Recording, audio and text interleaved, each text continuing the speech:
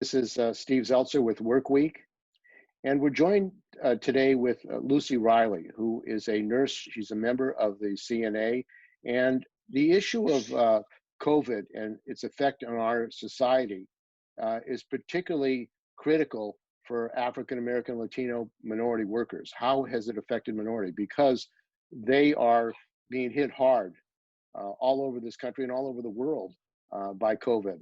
And one of the things we want to look at today is how this is affecting healthcare workers and the healthcare system, because of course Blacks, Latinos, and others in many cases don't have healthcare insurance. They don't have the same conditions and benefits that other workers have because of systemic discrimination. So Luci, welcome to Work Week, and why don't you talk about what you've learned and what the issues are for working people in the workplace around this issue. Steve, thank you so much for having me on your program. It's always a great day when we can talk about how to grow the labor movement, and we have a window of opportunity that we could drive a bus through. So at my hospital in Oakland, California, we are a COVID center for Sutter East Bay hospitals, which means that we have an ICU dedicated to COVID patients. Other Sutter facilities may have COVID patients there, but the intention is to drive most of these patients that come in critical condition to deliver them by ambulance to our hospital. So we have faced all of the obstacles that nurses and doctors and other frontline workers across the country have faced in a lack of PPE. What we are seeing in inner city hospitals across the country is how this issue of a lack of PPE and the Black Lives Matter uprisings are intersecting.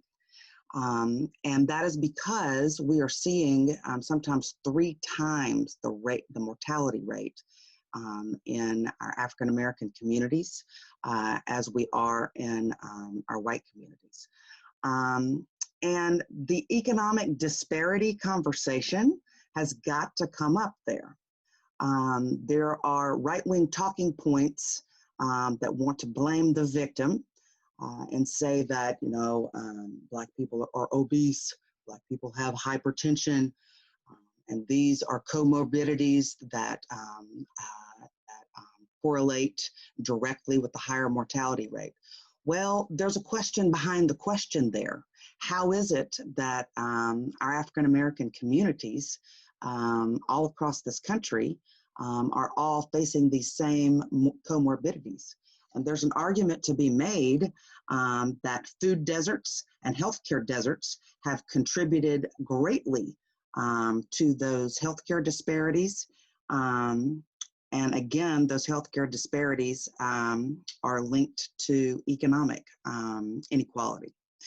So in my hospital, we are being given 1 N95 mask to use 4 times before we are granted a second N95 mask. In 26 years at the bedside, fighting TB and protecting myself against TB, which is an airborne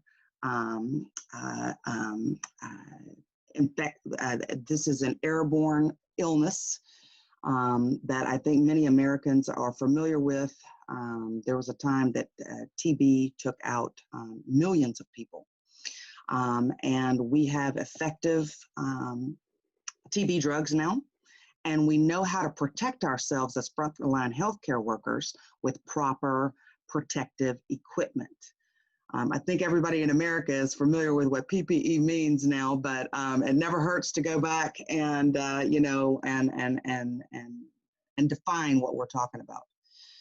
So we've known for decades that to protect yourself against an airborne killer like TB, that an N95 mask is crucial. So when we're dealing with a global pandemic that our best epidemiologists are still trying to wrap their heads around and understand viral transmission, how easily one person can infect a number of people, and that can grow exponentially. While we're still grappling with what the long-term effects are of surviving a COVID infection, we should be using the dictum, protect yourself against everything. Prepare for the worst and hope for the best. There are now studies that are coming out that are pushing the WHO to call this an airborne infection. This is nothing new. There was a study back in March that showed ultraviolet light against a cough of a person with COVID-19 and showed that this particulate matter goes out into the air far greater than 6 feet and can linger, particles can linger in the air for hours. That is the very definition of airborne. A surgical mask will not protect you. A bandana will not protect you. Any of the high fashion masks that have come out online will not protect you. Only an N95 mask or an N99 mask or a PAPR, which is headgear that completely covers your face down to your neck, and it's connected to a battery pack that has a HEPA filter in the headgear. Only those devices or that PPE will protect you. And we had some of the biggest names in the healthcare business sending nurses into COVID positive rooms across this country with surgical mask on. And one surgical mask with a 64% particulate matter protection level for your entire damn shift. These masks are normally donned when a nurse or a doctor goes into a patient's room, and they are discarded or doffed when you leave. We're talking particulate buildup on that mask for 8, 12, 16-hour shifts. This is unacceptable. Yes, we are dealing with an unprecedented pandemic, global pandemic. But we've known this was coming since the Spanish flu wiped out hundreds of millions of people in 1918. We've had epidemiologists telling us for decades that we need to be prepared for this. And the US government, all the way down to your city municipality, has not thought past a quarterly financial vision. And we were not prepared. And the government knew that this was happening in China, and there was a pandemic declared. In fact, I attended a rally at UC San Francisco at that time, and the nurses there were saying they didn't have proper PPE. But even during the Ebola pandemic, they had a similar rally saying that the hospital was not prepared. So this thing that you're basically saying is that even though the science says be prepared, the actual pandemics that have happened and are evidence that this is a reality for us and that we have to face, the system is not prepared, and the people who lead the system are basically now putting workers such as yourself in danger for their lives and their families and the community by not even preparing the healthcare workers. Absolutely. I think what we're seeing, Steve, I know what we're seeing is the capitalist profit motive laid bare for the American people. The capitalist model of preparing for a pandemic is think about it when it gets here. And that is not the model that we need to adopt, that we're forced to adopt moving forward. If we are going to be prepared for not just finishing a first wave of COVID and confronting a second wave that will be coming back in the fall, and every epidemiologist in the world is on the same page with that. We are not just having one wave, we will have two. But what we are seeing is the outcry for a different model of preparedness. And we can call it whatever we want to. I think you and I will agree that, this is a socialist model of preparedness, and we need government intervention, and we need government to demand, even if we can't get the demand from the federal government to put the War Powers Act into work and put U.S. manufacturing plants to work making PPE on U.S. soil so that we don't have to depend on foreign suppliers, which has been the problem this entire time. Everyone is familiar with the story by now that Trump sent 500 million masks to Wuhan, which depleted our national critical supply. And then when the pandemic hit U.S. soil, we were not prepared with PPE. But over and above that, we should have been prepared at the state level, at the municipality level. And the only way that that could have happened is that we have these masks produced on U.S. soil. We need these masks produced in California. We've got 330 million people in the United States of America. 40 million of that population is in California. I think we've got a strong argument that we need to be making PPE here in California. If we can't depend on the U.S. government to put this mandate in effect, then Governor Newsom needs to step up. We can do this.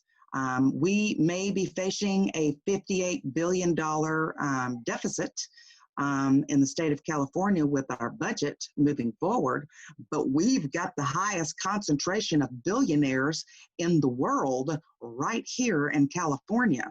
And a 1% billionaire tax, you can guarantee would pay for these masks to be mass produced. And really, these are the barons that are profiting off of our labor. They're the ones who should be paying for it. And you have a Democratic governor, Governor Newsom, you have a Democratic legislature with a supermajority that could pass a capital tax on the 170 billionaires in California. But there's also the issue of protection of workers, OSHA and the CDC, because what has happened as far as the enforcement of the laws that we do have to protect workers, healthcare workers from airborne disease? Have you been protected? Has there been investigations by OSHA to enforce these regulations which are in place in California?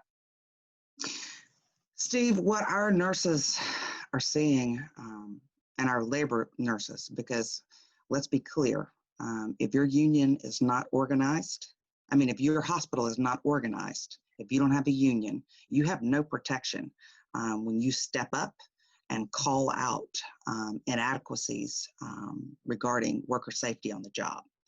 You can be fired on the spot. It's illegal. It's illegal, but people are fired all the time for speaking up for health and safety. All the time. The safety in numbers with organizing with your fellow union employees on the job and your union is golden. There is no protection for you outside of that process. So preaching to the choir there. But with that in mind, I can share a story of pre-COVID and post-COVID regulatory response from these agencies. We could have, pre-COVID, we could have called JCAHO on a... What is JCAHO? So that's Joint Commission Association of Hospital Organizations. Okay. And so JCAHO is required, so every hospital pays in $33,000 a year for membership. And there is a JCAHO accreditation that is given based on an assessment that's made every 3 years of your hospital. And if certain safety standards that are accepted as standard operating procedure are not being followed, all right, You may get a 3-month to 6-month window to take corrective action, but if you lose your JCAHO accreditation, you will lose your Medicare reimbursement, and you will lose insurance affiliates, right, that are willing to pay for care that's delivered at your hospital.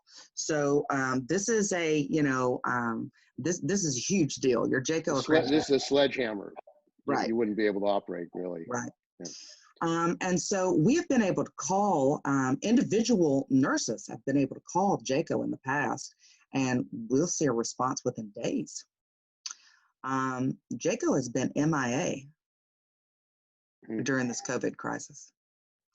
Cal OSHA, as defunded as it may be, we could still get a response and a quick turnaround within days and start to see, a series of action directed towards the complaint, starting to unfold.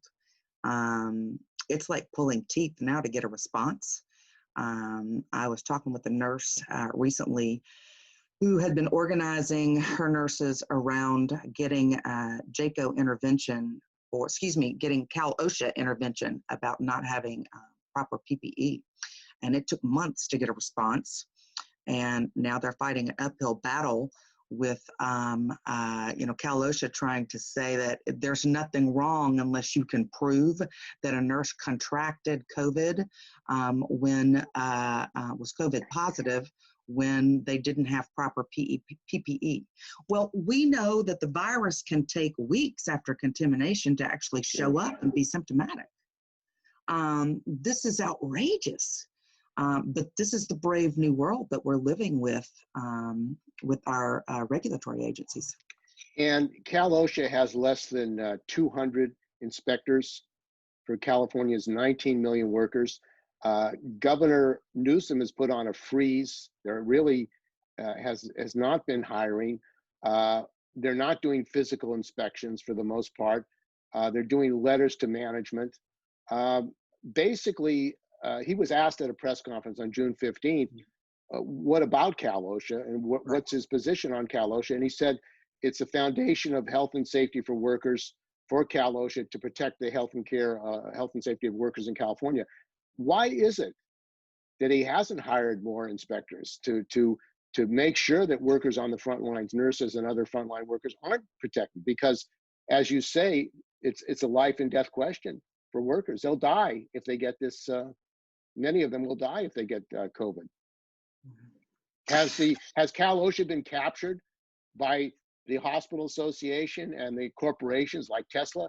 Are they really controlling Cal OSHA at this point under Governor Newsom?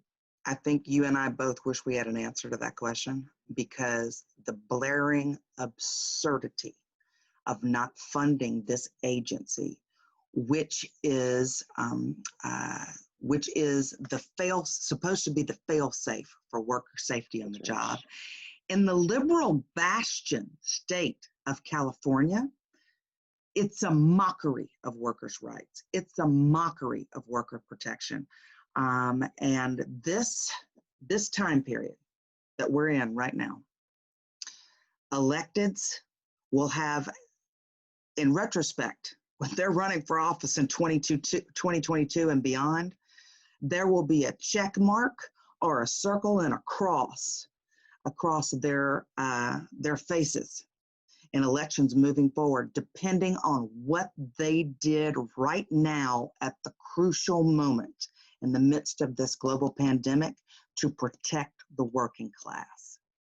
And there are quite a few liberal heroes that are going to have a black mark on their record for how they responded now. And you have the legislature in California. There's a California Assembly Labor Committee. That is responsible for oversight of OSHA, Division of Industrial Relations. It seems like it's basically at a virtual collapse, yet there have been no hearings. There have been no demands on Governor Newsom by the California legislature, controlled by Democrats and supported by unions. The unions have supported these politicians, and yet there's been no demands, no appeals. I know that the California Labor Fed and about 60 organizations sent a letter on May the 19th to Governor Newsom and to the legislature to address this issue of Cal OSHA.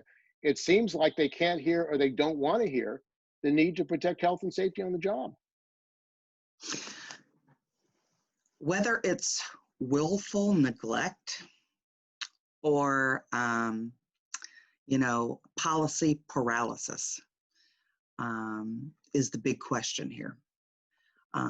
Because obviously what we're seeing is nothing is happening.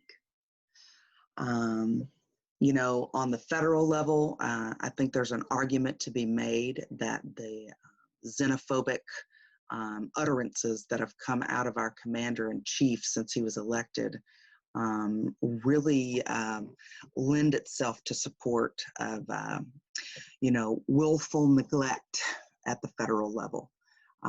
Think about how much money goes into paying for care for nursing home patients that are now wards of the state. Wow, what a financial windfall if the federal government didn't have to pay for millions of nursing home patients across the country, because guess what? COVID got them. And that's not a stretch for Trump, right? And Social Security too. If people die, who are in their 70s, 80s, exactly, don't have to pay any more Social Security. But do you think that that's the way they think? Eugenics by neglect. Yeah, Steve, that's exactly how I think they think. As anybody that's listening to the sound of my voice as picked up on right now, I'm not from California. This is a deep Southern accent from Jackson, Mississippi. I grew up across town from where Medgar Evers was gunned down in his driveway. My first job in Memphis, Tennessee, as a trauma nurse was a mile down the road from where Martin Luther King was gunned down outside of his hotel room, the Lorraine Motel. And then I went to work in New Orleans, Louisiana. Lived there for 10 years working as a trauma nurse. And I was witness to the ravages of willful neglect from the federal government after Katrina. Thousands of people were left to starve to death and dehydrate. Willful neglect. Took 6 weeks before the feds were able to get into the city and start the rebuilding. I mean, it sounds like criminal negligence on the part of the government, that they know that this is going to happen. These are crimes. These are crimes against the American people, and particularly against African American and Latino people. So this willful neglect from the federal government is nothing new, all right? But in the liberal bastion state of California, where we have a governor that anybody in this state who's politically minded would be clueless to think that Gavin Newsom does not have his eyes on a Senate seat or does not have his eyes on the White House and his future political career. For this willful neglect or this policy paralysis to be happening here is unconscionable. We've got some of the smartest people on the planet working in tech here in this state, and we've got some of the biggest manufacturing sector. We've got part of the biggest manufacturing sector in the country right here in this state. We can do this in California. We are the can-do state, and there is no excuse whatsoever. Again, I'm coming back to this issue that binds workers together across the state, across this country, across the planet. We cannot put any economy back to work unless we are providing workers with proper protective equipment, because this virus does not care about politics, and this virus is airborne. And if we are sending people back to work without N95 masks or PAPRs, we're going to see this viral transmission growth rate spiral out of control. And we're not just going to see 100,000 people dead, we're going to see millions. And we're talking to Luci Riley, who is a nurse at the Sutter Health System, about this catastrophe that we're going through right now and the reasons for this catastrophe. And is it shocking to you that in this advanced country, so-called advanced country, that we are behind Korea, we are behind Taiwan, we are behind the European Union in protecting the workers in this country, and that we're now banned from even going to Europe because we're so far behind? You know, is this a really an expression of the complete political and economic bankruptcy of the United States? What does this say about our system? No question about it, Steve. And we'll circle back around to this, you know, this idea of the quarterly financial vision. That is how America makes its billions. So you have a CEO of a corporation that is looking, if the end goal is just the quarterly financial vision, and what kind of profit margin can be squeezed out every 3 months, then banking up a supply of millions of N95 masks to be ready for a global pandemic to strike at any moment is way down on the line. And what we found out is it's not even on the radar of, you know, billion-dollar HMOs, multi-billion-dollar HMOs like Kaiser and Sutter, right? So we have Bernard Tyson, which is Kaiser's CEO, makes upwards of $8 million a year. That man gets paid to think about stuff like this coming down the pike and be prepared, right? But that's off the map for corporations like Kaiser and Sutter, Catholic Hospitals West. I could go on and on talking about the different HMOs in California that should have been prepared for this, that should have, you know, possibly even been pushing for a government response for the state of California to be pushing for this. But none of that was in play. You know, and we can argue, you know, that all of us that are complaining about this now are doing, you know, Tuesday morning football, you know, analysis. But the fact of the matter is that we've known this was coming, and we can't stress this enough. In the medical community, epidemiologists, they have known since 1918 that there was the prospect of another global pandemic that could take hundreds of millions of lives that was on the horizon. We've seen HIV ravage the planet. We've seen SARS, MERS ravage the planet. We've seen Ebola ravage, you know, African countries. We've known this was coming, that we would need the supply of PPE. And there has been no national, state level, or regional or municipality level strategy to prepare for this thing at all. And this is what this COVID crisis has laid bare for every American to see. And you have privately run insurance companies basically profiting off of healthcare with Kaiser, Sutter, and many others. And do you think that they should be in charge? I mean, we have an emergency situation. Potentially millions of people could die. They're not, you're saying that they're negligent. They haven't prepared. And they're running basically on how to protect their profits. Do you think they should be taken over? I mean, this is an emergency situation. We need health care for all. There are 27 million people who've lost their health care as a result of the mass layoffs. Mm-hmm. We have 47 million people without jobs. Do you think it's time for a radical restructuring of healthcare now, today in the United States and in California with the Democratic governor and a Democratic legislature? Absolutely. So Bernie delegates from across the country are trying to force an up or down vote on the floor at the Democratic National Convention, which is coming up. And it's going to be the first Democratic National Convention on Zoom. Brave new world, right? So all the pomp and circumstance of the, Democratic Party's, big commercial for, their chosen candidate, right? That's going to be really scaled down this time around.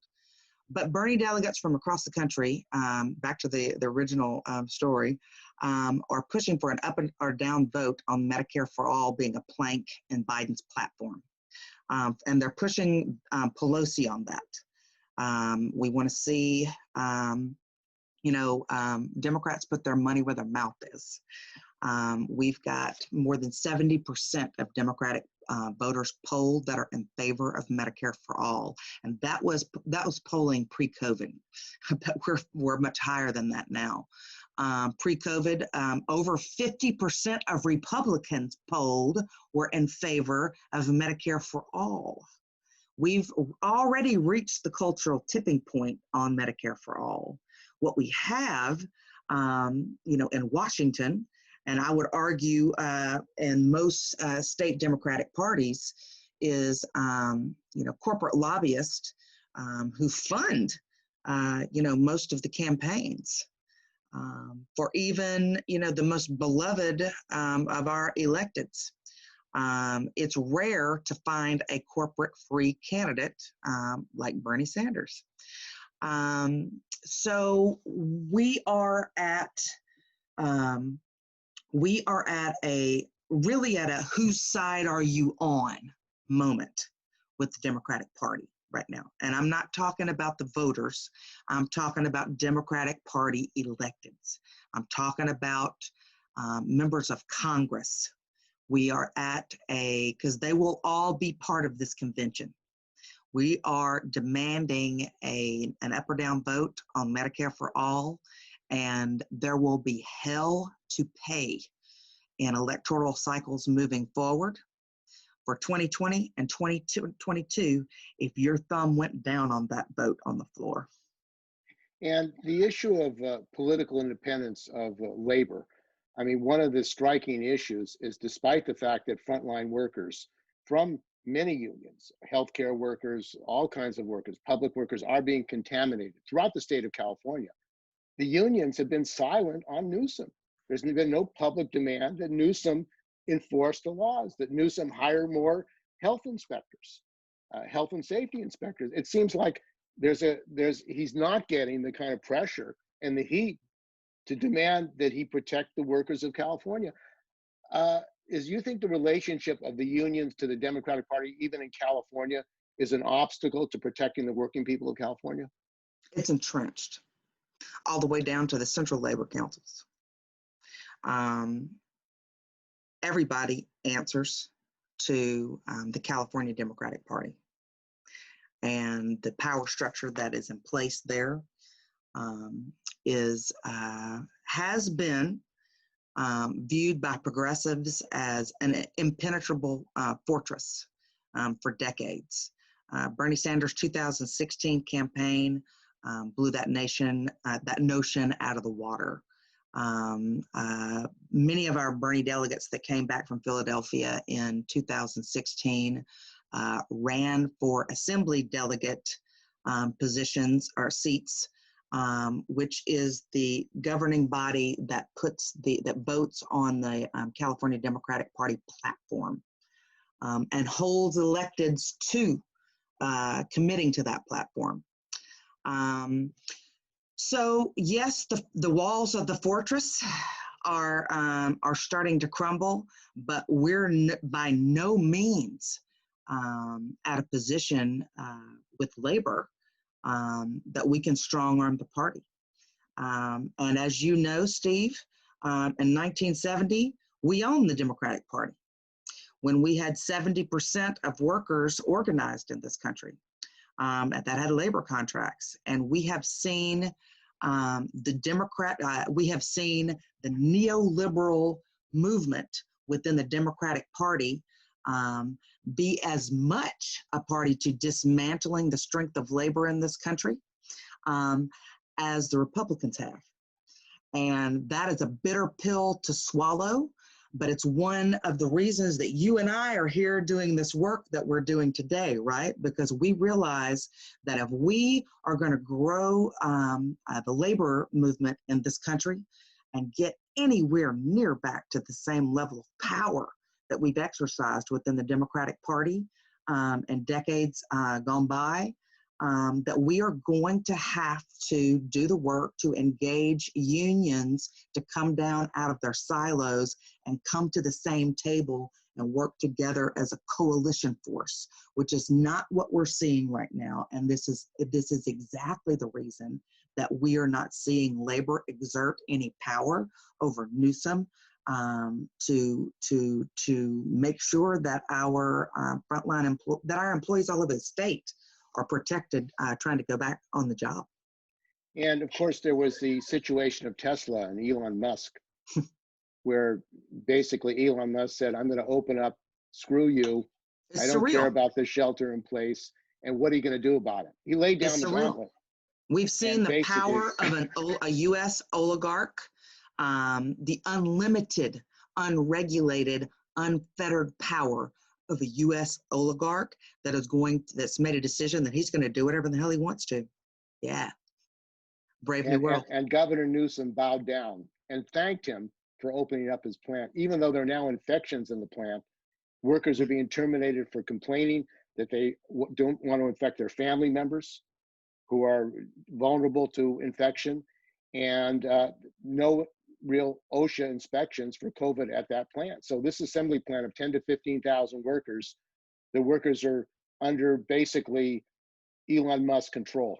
And it's like a plantation, many of them Black, Latino immigrants who are afraid because they don't have the protections. I mean, there is racism involved in the treatment of workers in this country. And that's why Black Lives Matter protest has really exploded, because people see this with the police and in every other area, including the workplace. Now, you spoke at, and another nurse spoke at the rally that the ILWU called at SSA, where there were racist graffiti put up at the SSA terminal. Apparently, the police came and said it wasn't illegal to put up racist graffiti, Ku Klux Klan graffiti. It wasn't illegal. Now, if it was a swastika, they would have been all over it. Yeah. That would have been like a completely different response. But because it's Ku Klux Klan racist. Who gave OPD the jurisdiction to define hate speech, right? Where did that come from? So as far as labor and workers getting together, how do you see that coming about? Because in general, these mass Black Lives Matter protests, there haven't been union contingents in an organized way participating with these protests. How do you see reorganizing labor or rebuilding the labor movement so it's the powerful force that can transform our society and defend working people? Well, what we've got to do is we've got to bring labor to the table together. We've had inspiring efforts by ILWU, one of the biggest, Black Lives Matter protests in the country. Or there 25,000 people showed up for that march a couple of weeks ago, and it was a powerful statement coming out of the East Bay, coming out of a worker-led organization like ILWU. I would argue on the progressive edge of most unions in the country right now. We've seen an inspiring campaign come out of my union, the California Nurses Association. We also had a march in San Francisco that you were part of. SEIU has got a Black Lives Matter march that's coming up in the next couple of weeks, and we should see a huge contingency of SEIU 1021 out in the streets. But again, reiterating, what you just brought up, what we're not seeing is 10 unions coming to the table together and saying, let's have 100,000 people in the streets. Let's mask up, show up, and rise up together. 25,000 people in the streets was an amazing, messaging and optics campaign, right? 100,000 people in the streets. And that being labor backbone, those being union members, would send a powerful message to Sacramento that it's time to get on board with labor, or watch us organize even further and run our own candidates against you. There's no talking nice with corporate America. You either demand a seat at the table, or you take the whole damn table.